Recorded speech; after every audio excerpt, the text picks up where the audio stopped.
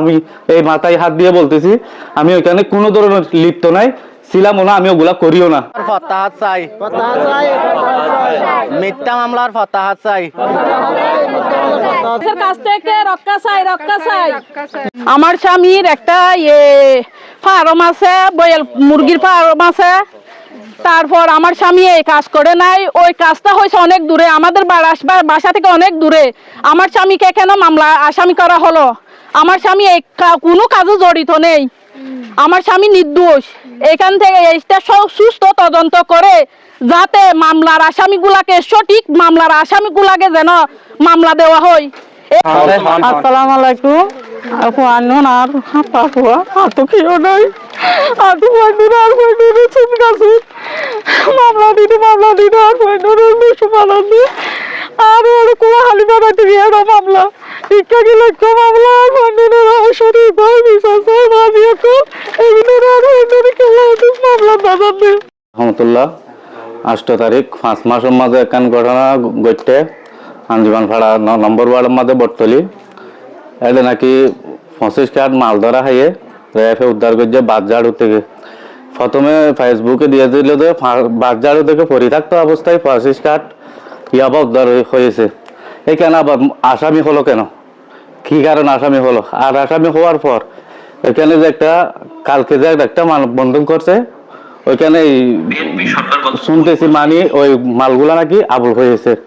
ওইখান থেকে এখানে আমরা যেগুলা আসামি করছে এগুলো আমরা ওইখানে জড়িতও নাই, ওগুলো আমি জানিও না।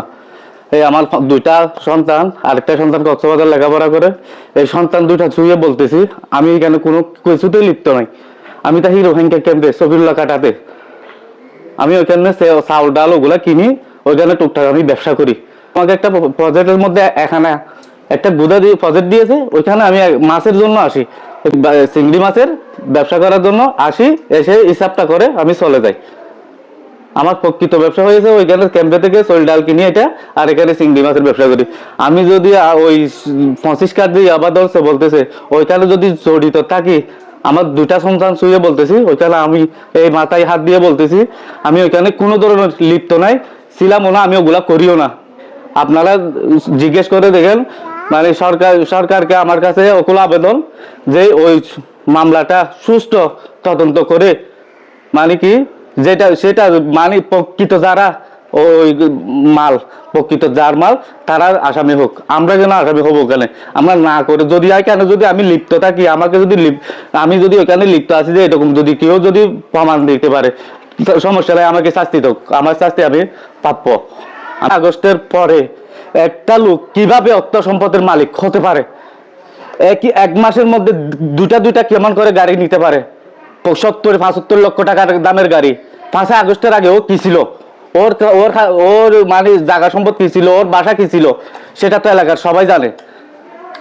সেটা সরকার সুস্থ তদন্ত করুক, তদন্ত করে শাস্তি যার উপরে আসে সে তাকে শাস্তি হোক, আর আমরা যদি লিপ্ত থাকি আমাদেরকে শাস্তি হোক। 9 নম্বর ওয়ার্ডত পূর্ব ফারিবিল আই থাকি দেই 7 নম্বর ওয়ার্ডত। এখন 4 কিলোমিটার দূরত্ব, 4 কিলোমিটার দূরত্বর মাঝে আই এদিন আজিন না শুনি ওদিন মাল ধরা আহি পরিত্যক্ত অবস্থাত। তারপর দিন শুনি দেয় 1 নম্বর আসামি আই। এখন বটতলির মাঝে সিন্ডিকেট আছে, সিন্ডিকেটে কেন্দ্র করি আর মাঝে 1 নম্বর আসামি করি আর কি করে গুয়া হরিয়ানি করতে স্যার শত্রু দামিমূলক। তাহলে আমি দাবি জ্ঞান সরকারের কাছে আবেদন করি দিয়ে সুস্থ তদন্ত চাই, প্রকৃত মালের মালিক যেহেতু এই আনন্দ আসামি হয় সিআইডি তদন্তের মাধ্যমে।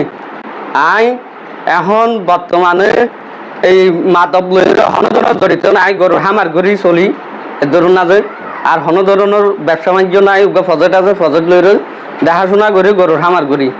তাহলে আর শত্রু দামি করি এত বড় একটা মামলার নাজে ফাঁসানো হয়েছে ভাই। এই দাবিতে আমি সরকারের প্রতি আকুল আবেদন।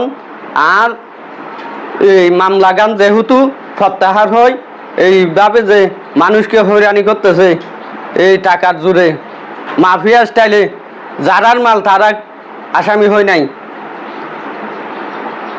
আর কিছুটা মানুষ কালকে সোমবার সম্মেলন করছে এখানে কক্সবাজারে, এরা নাম উল্লেখ করছে কার মাল, এগুলা সুস্থ সিআইডি তদন্তের মাধ্যমে আর সুস্থ বিচার গান আই চাই এখন বর্তমানে আর একখান মামলার আসামি গুজি 2.5 লাখ পিছর এখন এই তদন্ত গান সুস্থ তদন্ত করি মূল মালিক যারা তারা প্রকৃত আসামি হোক ইয়ে নাই সরকারের হাতে আবেদন জানাই।